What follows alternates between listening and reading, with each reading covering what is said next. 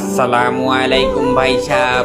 আগেই কই আমি কিন্তু ঠান্ডা না, আমি গুই সাপ। এতদিন চুপচাপ গাছ তলায় কাটাইতাম, পোকামাকড় খাইতাম, মাঝে মাঝে একটু রোদ পোহাইতাম। কিন্তু এখন রাস্তায় বের হইলেই মাইনছে চিৎকার দিয়া কয়, ওই দেখ ঠান্ডা, ল এটার বিরিয়ানি করি, লগে দিমুনি দুইটা আন্ডা। এইটা কি ভাই, আমি কি বিরিয়ানিতে খাওয়ার জিনিস? কেন বুঝেন না? আমারে খাইতে গেলে আপনারাও হইবেন ফিনিশ।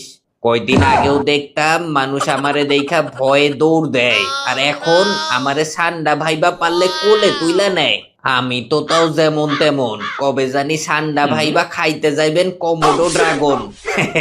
আমি সান্ডার বড় ভাই হইলে কমোডো আমার বাপ, কাছে গেলে কমোডো আপনারই গিল্লা খাইবো, থাকবো না কোনো ছাপ। আর এই যে বলেন ঠান্ডা খাইলে শক্তি বাড়ে, শোনেন, যে পারে সে এমনেও পারে অমনেও পারে। ঠান্ডা ভাই বা গুই সাপ খাইলে পরে টের পাইবেন হারে হারে। দেখেন ভাই, শেষবারের মতো বলতাছি, আমি ঠান্ডা না, আমি গুই সাপ। নেক্সট টাইম আমারে খাইতে চাইলে এমন জায়গায় কামড় দিমু, জীবনেও আর হইতে পারবেন না বা।